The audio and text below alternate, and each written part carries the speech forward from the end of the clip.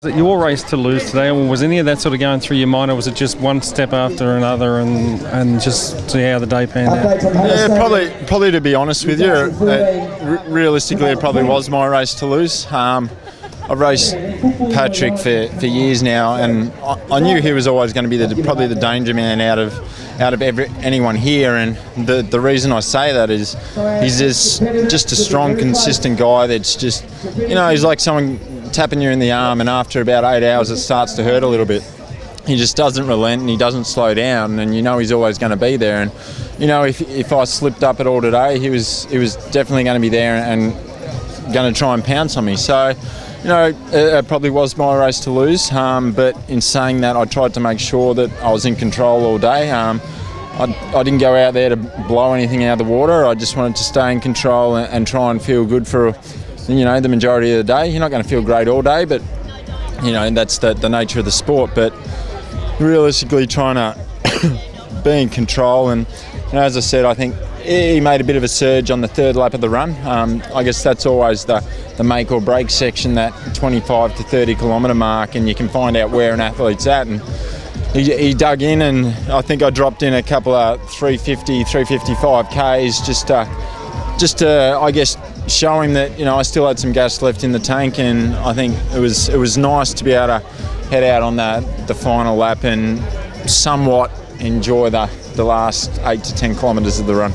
You came into the finish line, you walked it. What was going through your mind that last couple hundred metres after a decade of trying and a number of near misses and some big battles with some big favourites?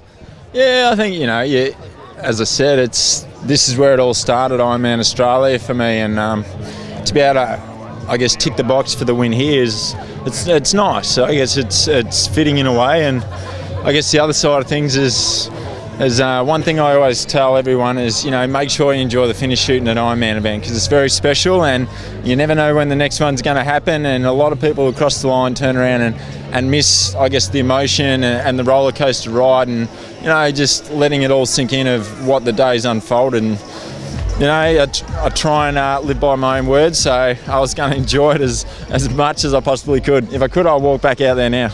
Tell us about the conversation with Crowe to sort of sort your head out after Ironman Melbourne.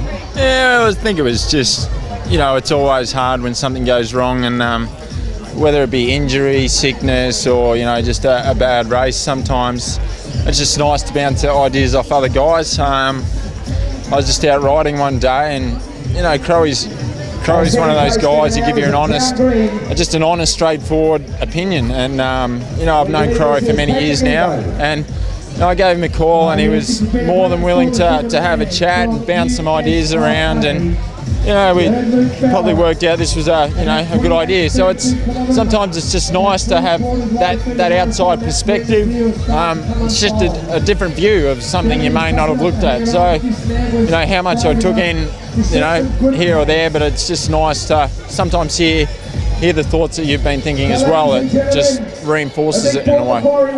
You made a couple of changes leading up to this. Do you think unlocking the secret of an Ironman win will lead to more? Let's hope so, eh?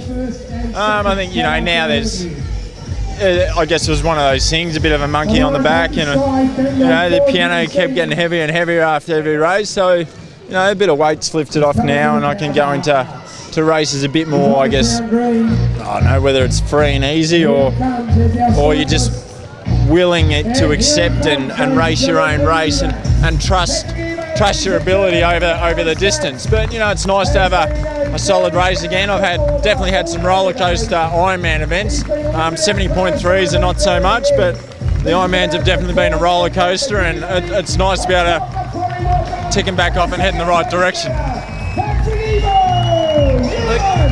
Nice to get an Australian title under your belt though too. That's always a nice thing on the regimen. Oh yeah, as I said, it's just always nice to win a race at home. Family, friends. That's when you're racing overseas and you win a lot of races overseas, it's you cross the line and there's no one really there to share it with. So to be here and have so many people and follow you all day, it's just it makes it that extra bit special.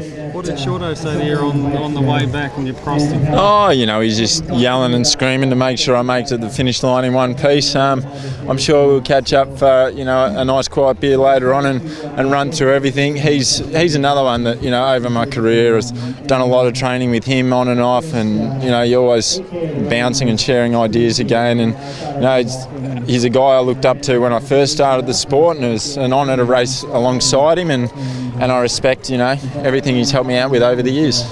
So what does it mean for you finally to have that to have the win? What's the goal forward? What's going to happen in the next few months for you? Well, first I think those guys at first off the bike can leave me alone now, and I can go home and retire and have a smile on my face. It's from here it'll be nice to be able to go back, relax for a week or two. I'm off to the US next Sunday, so it'll take it easy for a few weeks, let it sink in, and then back to business, back to the 70.3s, and I'll probably have to. But now it's all about getting points for Kona, so that'll be the next goal.